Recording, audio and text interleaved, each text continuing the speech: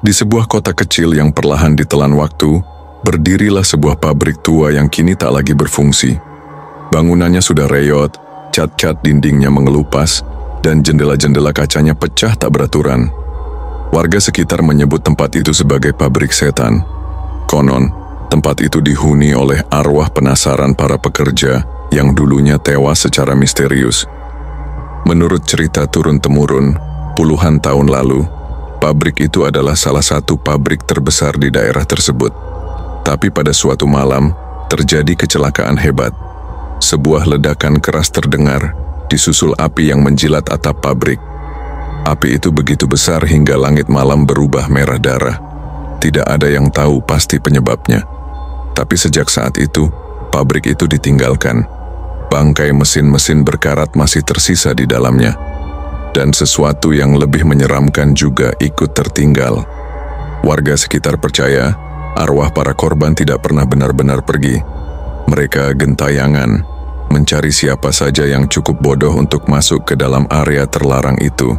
Malam-malam tertentu, suara dentang mesin yang seharusnya sudah mati sering terdengar. Ada suara logam yang diseret, pintu berdecit, bahkan sesekali terdengar teriakan minta tolong yang menggema dari dalam.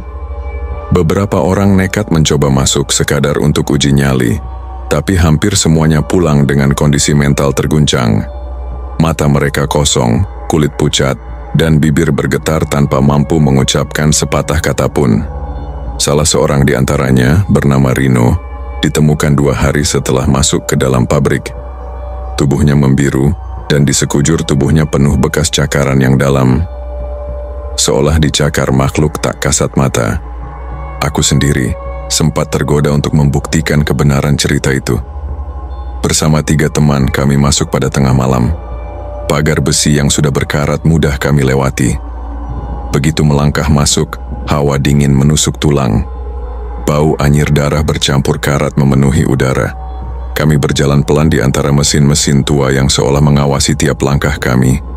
Tiba-tiba terdengar suara ketukan, tok, tok, tok. Kami berhenti. Tak ada angin, tak ada siapapun, tapi suara itu jelas terdengar dari sudut ruangan. Salah satu temanku, Aldi, memberanikan diri mendekat. Saat ia menyorotkan senter ke arah sumber suara, tak ada apa-apa di sana.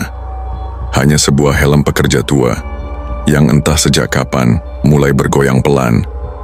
Lalu kami mendengar suara aneh, seperti desahan berat diikuti langkah kaki berderap mendekati kami. Lampu senter tiba-tiba meredup dan hawa semakin dingin. Tubuhku mulai gemetar, bulu kuduk meremang. Kami memutuskan untuk kabur, tapi saat berbalik, jalan keluar seakan menghilang dalam kegelapan. Di antara bayang-bayang, kami melihat sesosok bayangan tinggi, dengan wajah hangus dan mata putih menyala. Sosok itu berjalan pincang, tangannya penuh darah, dan dari mulutnya meneteskan cairan hitam pekat. Tanpa aba-aba, kami lari sekuat tenaga, tapi langkah kaki itu terus membuntuti semakin dekat dan dekat. Aku sempat menoleh, dan kulihat Aldi jatuh tersungkur. Sosok itu langsung menerkamnya. Suara jeritan Aldi menggema keras, lalu hening seketika. Aku tahu, kami tak bisa menyelamatkannya. Dengan sisa tenaga, aku dan 2 temanku berlari ke arah jendela pecah dan melompat keluar. Begitu kami berhasil keluar, semuanya kembali sunyi. Tak ada suara langkah, tak ada teriakan. Tapi samar-samar terdengar tawa kecil. Tawa lirih yang menyeramkan dari dalam pabrik. Kami tak berani menoleh ke belakang dan langsung meninggalkan tempat terkutuk itu. Sejak kejadian itu kami tak pernah lagi mendekati pabrik tersebut. Anehnya, tubuh Aldi tak pernah ditemukan. Polisi yang melakukan pencarian pun tak menemukan jejak apa-apa di dalam sana, seolah-olah Aldi lenyap begitu saja.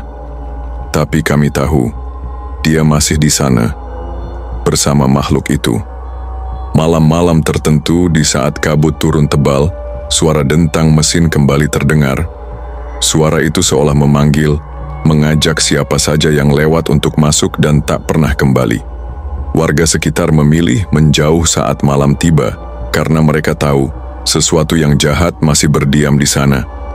Orang-orang tua di desa percaya bahwa tanah tempat pabrik itu dibangun dulu adalah pemakaman massal zaman kolonial, dan arwah-arwah yang tak tenang masih gentayangan, membalaskan dendam kepada siapapun yang mengganggu ketenangan mereka.